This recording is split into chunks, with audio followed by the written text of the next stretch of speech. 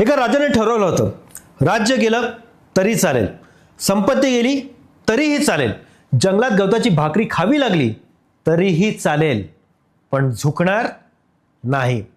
त्या राजाचं नाव होतं महाराणा प्रताप. आणि आज आपण ऐकणार आहोत त्यांची संपूर्ण कहाणी. एक अशी कहाणी जी रक्त उकळवते, डोळे ओले करते आणि मान उंचावते. नमस्कार, मी हेमंत अडक तुम्हा सर्वांचं स्वागत करतो आजच्या भागात.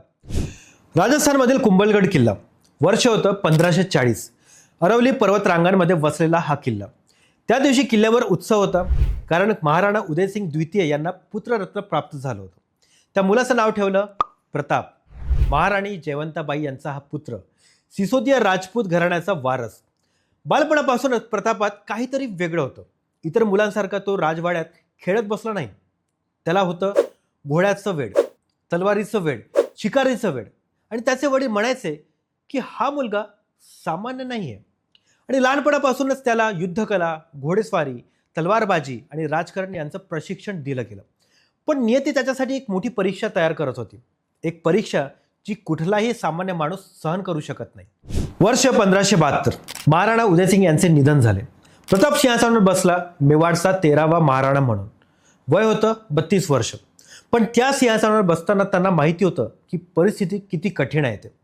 दिल्लीत एक शक्तिशाली सम्राट होता, अकबर, ज्याने संपूर्ण हिंदुस्थान काबीज करण्याचं स्वप्न पाहिलं होतं. अकबराची रणनीती होती सामंजस्याची. तो राजपूत राजांशी नाते जोडायचा, त्यांच्या मुली आपल्या घरात घेऊन यायचा आणि हळूहळू त्यांना आपलंसं करायचा.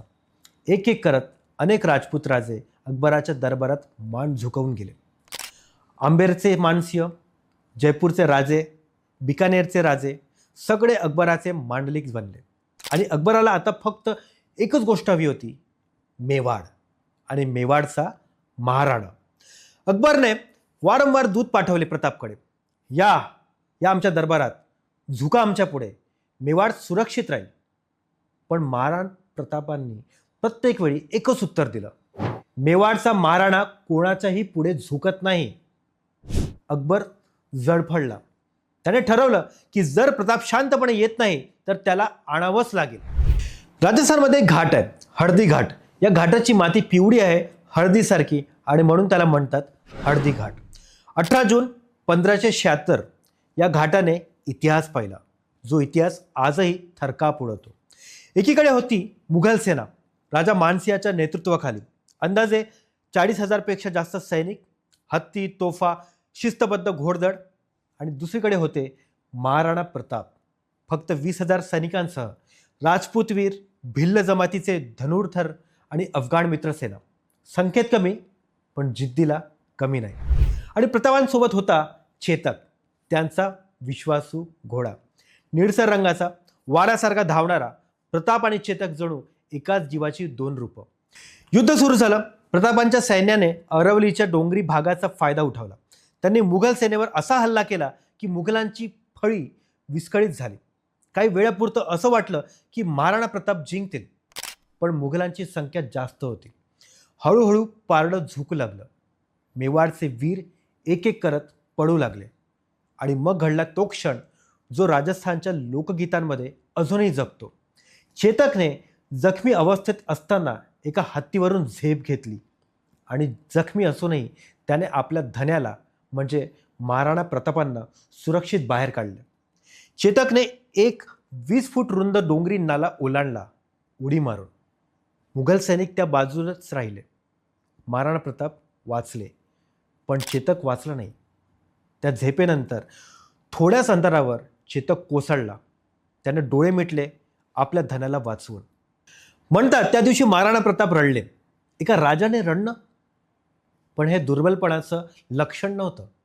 ते रडले कारण त्यांनी एक निष्ठावान मित्र गमावला होता आणि इतिहासाने तो क्षण हृदयावर कोरून ठेवला. आजही हळदी घाटात चेतक समाधी आहे, त्या ठिकाणी जिथे चेतकने शेवटचा श्वास घेतला. हजारो लोक दरवर्षी तिथे जातात त्या घोड्याला श्रद्धांजली द्यायला. हळदी घाटानंतर मेवाडचे अनेक किल्ले मुघलांच्या ताब्यात गेले, पण महाराणा प्रताप पळाले नाहीत. माघारी घेतली. अरवलीच्या डोंगरांमध्ये, जंगलांमध्ये. त्याची पत्नी, मुलं, सरदार सगळे जंगलात राहिले. कधी कधी घरात खायला काहीच नसायचं. अशा वेळी गवतापासून बनवलेल्या भाकऱ्या खावाव्या लागत.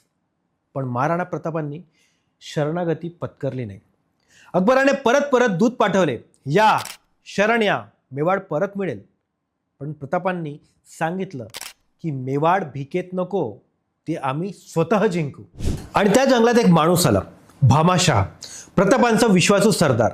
त्यानं पाहिलं की राज्याचा खजिन्यात काहीच नाहीये, सैन्य विस्कळीत आहे, परिस्थिती हताश आहे. आणि भामाशहाने आपली संपूर्ण संपत्ती, स्वतःच्या आयुष्यभराची कमाई महाराणा प्रतापांच्या पायाशी ठेवलं आणि म्हणाला, महाराज, हे माझं नाही आहे, हे मेवाडचं आहे. आणि त्या एका मित्राच्या निष्ठेने महाराणा प्रताप यांच्यात नवी ऊर्जा आली. त्यांनी सैन्य पुन्हा उभं केलं आणि सुरू झाली गनिमी काव्याची लढाई. गनिमी कावा म्हणजे छापा मारायचा आणि पडायचं. डोंगरांचा फायदा घेऊन मुघल छावण्यांवर अचानक हल्ला, रात्री अंधारात आणि पहाटे गायब. अकबराची मोठी सेना गोंधळात पडली. ते कुठे लढणार, शत्रू दिसतच नव्हतं. महाराणा प्रतापांनी जी गनिमी काव्याची रणनीती वापरली ती नंतर छत्रपती शिवाजी महाराजांनी आणखी उंचीवर नेली. प्रतापांची ही युद्धनीती भारतीय इतिहासात अजरामर झाली. एक एक किल्ला परत मिळू लागला. कुंभलगड परत आलं, गोंगुळा परत आलं, उदयपूर परत आलं, पश्चिम मेवाड पुन्हा प्रतापांच्या हाती आलं. हळदी घाटाच्या पराभवानंतरही प्रतापांनी मुघलांशी लढणं बंद केलं नाही. गनिमी काव्याने त्यांनी आपलं बहुतांश राज्य परत मिळवलं. मित्रांनो, अकबर हा महान सम्राट होता हे सत्य आहे, पण त्याच्या सर्व शक्ती समोरही एक माणूस झुकला नाही, एक माणूस लढतच राहिला. आणि इतिहास सांगतो, अकबराला महाराणा प्रताप कधीही पकडता आले नाही. वर्ष 1597, 29 जानेवारी, चावंड, प्रतापांची नवी राजधानी. शिकारी दरम्यान झालेल्या जखमांमुळे महाराणा प्रताप आजारी पडले. वय होतं 56 वर्ष. ते शेवटच्या श्वासापर्यंत मेवाडसाठी लढले होते. म्हणतात, मृत्यूशय्यावर असताना त्यांनी आपल्या पुत्राला जवळ बोलावलं आणि म्हणाले, चित्तोडगड अजून परत आला नाही, माझं स्वप्न अपूर्ण राहिलं, पण मेवाडने कधी मान झुकवली नाही, हे विसरू नकोस. आणि त्या दिवशी मेवाडच्या आकाशात एक तारा निखळला, पण त्याचा प्रकाश आजही आहे. मित्रांनो, महाराणा प्रताप फक्त इतिहासातील एक नाव नाही, ते एक विचार आहे, एक तत्व आहे. त्याने शिकवलं, जेव्हा सगळे नमतात तेव्हाही एक माणूस उभा राहू शकतो. जेव्हा सगळं हरवतं तेव्हाही स्वाभिमान टिकवता येतं. जेव्हा गवताची भाकरीच असते तेव्हाही लढाई चालू ठेवता येते. आणि म्हणूनच तर अकबर महान म्हणून इतिहासात लिहिला गेला, पण राजस्थानच्या लोकांच्या हृदयात महाराणा प्रताप सिंह म्हणून जगतात. कारण शक्ती राज्य जिंकते, पण त्याग हृदय जिंकतो. महाराणा प्रताप यांची जयंती. एका अशा योद्ध्याला प्रणाम ज्यांनी सांगितलं की माती, मातृभूमी आणि मान या तिन्हींसाठी सर्वस्व देता येतं.